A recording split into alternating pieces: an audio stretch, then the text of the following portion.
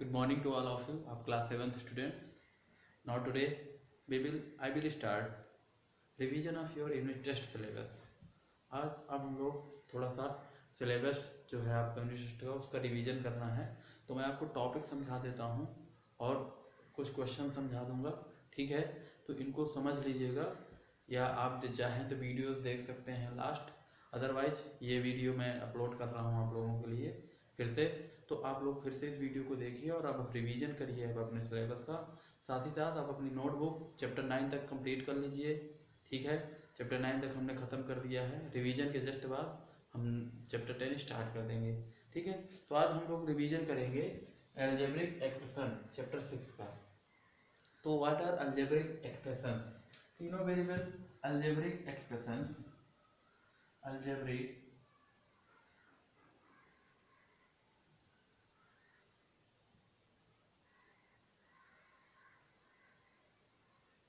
algebraic expressions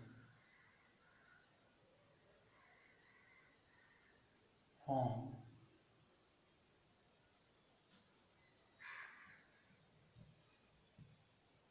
with variables and constant,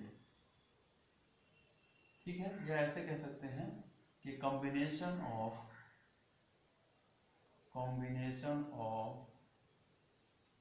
variables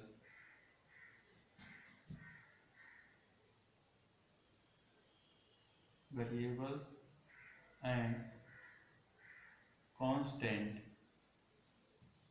connected with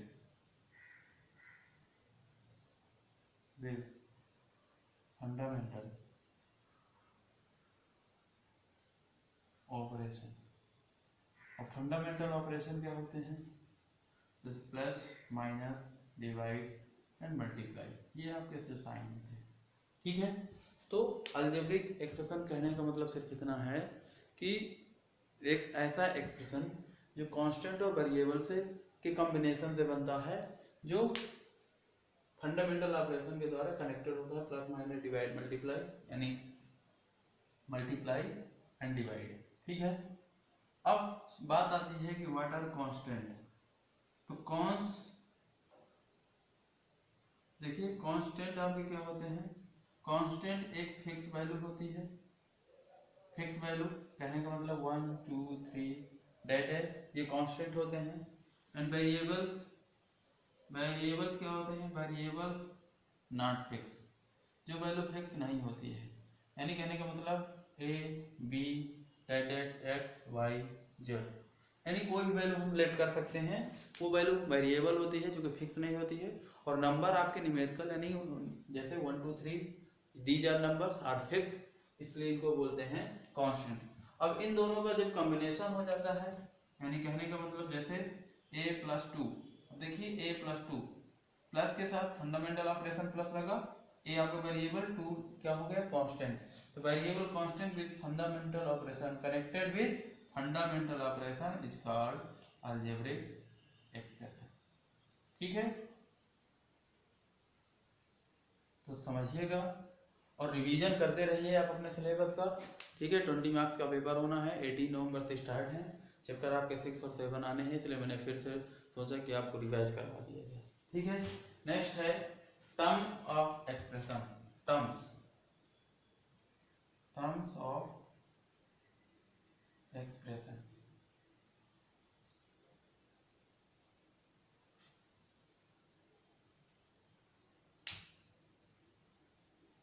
देखिए एक combination कहने का मतलब जिस कॉम्बिनेशन को हम पढ़ रहे हैं अलजेब्रिक एक्सप्रेशन को, दैट इज कॉल्ड कॉम्बिनेशन। तो combination is connected with constant और वेरिएबल, कांस्टेंट से हो या वेरिएबल से हो, ठीक है ना। तो वो क्या कहलाता है? अलजेब्रिक एक्सप्रेशन का टर्म कहलाता है। यानी अगर हम a + 2 में बात करें तो a भी आपका टर्म है और 2 भी आपका टर्म है, 2 इज आल्सो अ टर्म। ये टर्म होते हैं, क्या होते हैं? टर्म। अगर इसमें बात करें कितने टर्म हैं तो क्या बताएंगे? Having 2 term. इसमें कितने टर्म हो गए? 2 टर्म हो गए, ठीक है। तो इस तरह टर्म ऑफ एक्सप्रेशन है, इसको समझ लीजिएगा। अब बात करेंगे फैक्टर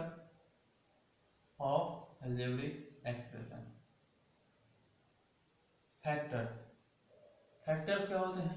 फैक्टर जैसे कहने का मतलब कि कोई भी नंबर जब दूसरे नंबर को डिवाइड करता है दैट इज कॉल्ड फैक्टर, ठीक है ना।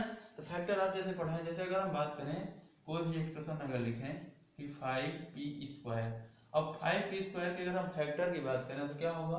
5p, these are called the factors. ये क्या कहलाएंगे? क्योंकि 5p² को डिवाइड कर रहा है, p भी कर रहा है, ये भी p कर रहा है, तो फैक्टर ऑफ 5p² के होंगे 5p, या ऐसे कह सकते हैं कि इनका जो प्रोडक्ट है, इनका प्रोडक्ट 5p² का प्रोडक्ट क्या होगा? 5 इंटू p, तो इनके जो प्रोडक्ट हैं these are called the factor of the term, factor of the algebraic expression, ठीक है ना। फैक्टर ऑफ टर्म की बात करें या फैक्टर ऑफ अलजेब्रिक एक्सप्रेशन, बात वही है, चाहे आप अलजेब्रिक एक्सप्रेशन की बात करिए चाहे टर्म की बात करिए। फैक्टर ऑफ टर्म जैसे टॉपिक है, तो फैक्टर ऑफ टर्म में जो प्रोडक्टिव, कहने का मतलब प्रोडक्ट ऑफ जो भी एलिमेंट है that is called factor of term. तो इसमें अगर हम बात करें इसके फैक्टर क्या क्या होंगे, तो 5 भी होगा, p भी होगा और p भी होगा। जैसे मान लीजिए एक है 7q², इसके फैक्टर क्या होंगे? 7, q, these are called the factor of term, ठीक है। तो इस टॉपिक को भी समझ लेना है। नेक्स्ट टॉपिक है कोफिशिएंट्स। क्या है? कोफिशिएंट, ठीक है। अब कोफिशिएंट क्या है? कोफिशिएंट ऑफ फैक्टर से थोड़ा डिफरेंस है। कहने का मतलब अगर हम बात करें कि जैसे 7q² आपका टर्म है, कोफिशिएंट ऑफ टर्म में, कि जैसे कोफिशिएंट ऑफ टर्म में जैसे 7q² है, अगर इसमें हम बात करें कि 7 का कोफिशिएंट क्या होगा, यानी क्या पूछें, जैसे ऐसे पूछे coefficient of 7 in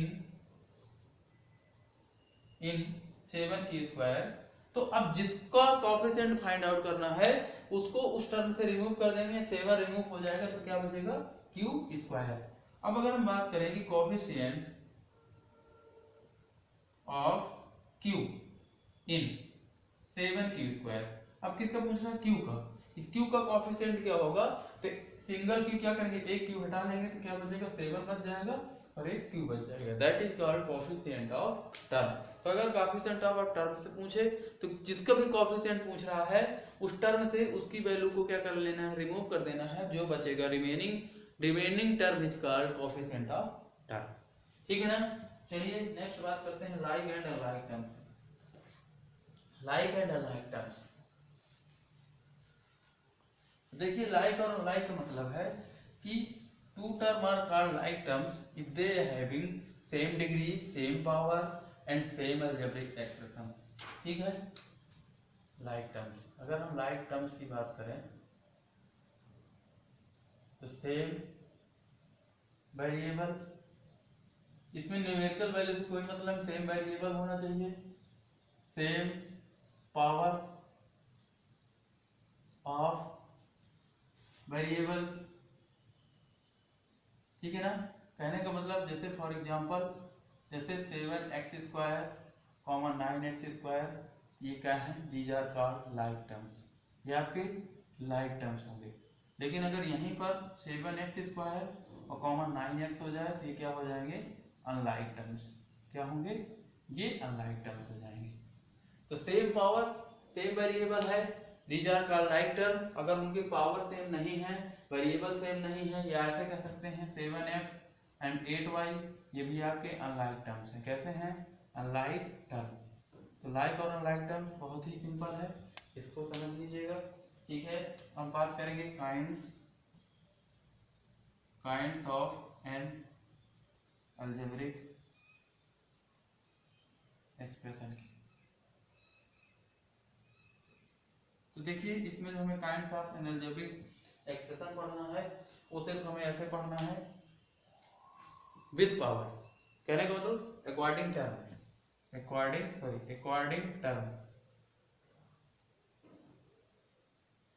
according term का मतलब है अगर algebraic expression having single term तो क्या कहलाएगा? कौन सा? 2 टर्म तो कैसा कहलाएगा? 3 टर्म तो क्या कहलाएगा? तो यहाँ पर बात करेंगे फर्स्ट नंबर में मोनोमियल की क्या बात करेंगे, मोनोमियल। अभी हम पढ़े हैं क्या, टर्म पढ़े हैं ना, टर्म ऑफ अलजेब्रिक एक्सप्रेशन। तो टर्म ऑफ अलजेब्रिक कहने का मतलब monomial N algebraic expression. Algebraic expression तो शॉर्ट में ए राइट करते हैं। N algebraic expression having single term is called monomial. क्या कहलाएगा, monomial. For example this is 2x, 7, 9, ये सारे क्या हैं, ये सारे मोनोमियल हो गए। दूसरा binomial.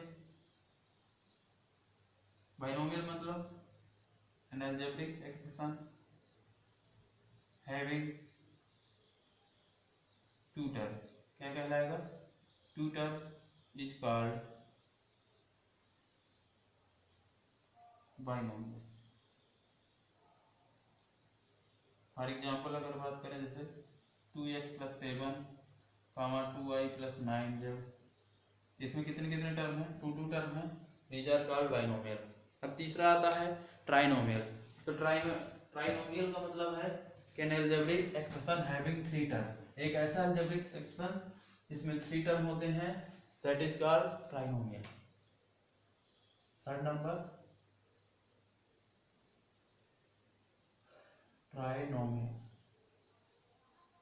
Trinomial having three term. For example सीधे अगर बात करें जैसे 3x² + 5z + 9, ये आपका ट्राइनोमियल हो गया। दूसरा अगर बात करें 3y² + 7xyz + 9y, 1 2 3, कितने टर्म है, थ्री टर्म है, these are called trinomial. Last आता है पॉलिनोमियल। क्या आता है, पॉलिनोमियल। तो पॉलिनोमियल का मीन्स हो गया कि having more than two terms are called polynomial. ठीक है, टू टर्म से ज्यादा अगर किसी अलजेब्रिक एक्सप्रेशन में टर्म है तो क्या कहलाएगा, पॉलिनोमियल। ठीक है, फॉर एग्जांपल अगर बात करें जैसे 3x + 7y + 9yz + 3x² देखिए इसमें कितने टर्म है, 1 2 3 4 टर्म है, तो क्या हो जाएगा, polynomial, that is called polynomial. अब लास्ट टॉपिक की बात करें, degree of an algebraic expression. Degree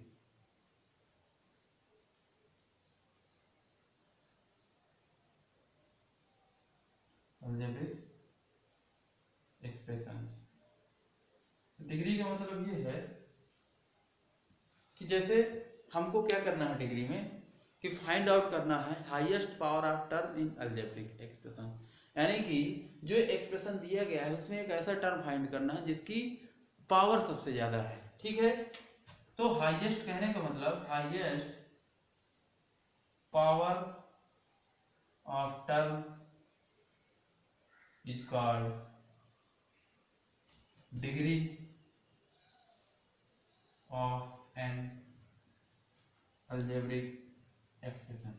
for example जैसे मान लीजिए 9x² + 7x² + 3xy²z²। तो सबसे पहले इसमें हमें एक ऐसा टर्म फाइंड आउट करना है जिसकी पावर सबसे ज्यादा है, तो हम सबकी पावर अलग निकालेंगे, क्या निकालेंगे, डिग्री निकालेंगे। तो डिग्री हमें सर्च करना है। जैसे डिग्री हम अगर इसकी देखें तो इसकी डिग्री कितनी होगी, 2 + 1 + 1 = 4, यानी सभी वेरिएबल्स की डिग्री ऐड कर देंगे, तो यहाँ 2 + 1 + 1 4 हुई। फिर इसमें डिग्री अगर देखें, इसमें डिग्री क्या हो रही है, यानी पावर क्या हो रही है, पावर सबकी फाइंड आउट करेंगे। पावर क्या बात करते हैं, हाईएस्ट पावर ऑफ टर्म निकालना है, तो सबकी पावर देखिए, पहले की पावर 4, दूसरे की 2 + 1 = 3 है, तीसरे वाले की कितनी है, 1 + 2 + 2 कितनी है, इसकी 5, यानी कि इस टर्म की डिग्री कितनी है, 5 है। तो ये टर्म क्या होगा, highest power of term is called degree. Highest power of term is called degree. तो इसकी पावर कितनी हुई 5, तब क्या हो जाएगा, hence 5 is the degree of algebraic expression. तो highest power of term is called degree of an algebraic expression, यानी जिस भी टर्म की हाईएस्ट पावर ऑफ डिग्री होगी या पावर होगी that is called degree of algebraic expression. इस तरह आप ये रिवीजन थोड़ा एक बार और बुक से देख लीजिएगा, वीडियो को एक बार और देख लीजिएगा, और जो भी चीज़ें अगर अभी भी कोई क्लियर ना हो रही हो तो बताइएगा, और इससे रिलेटेड जो भी एग्जांपल्स हैं एक्सरसाइज 7.1 लगाइएगा, अगर कोई प्रॉब्लम हो तो हमको बताइएगा, हम आपको इसका सलूशन सेंड करेंगे। Okay, bye bye.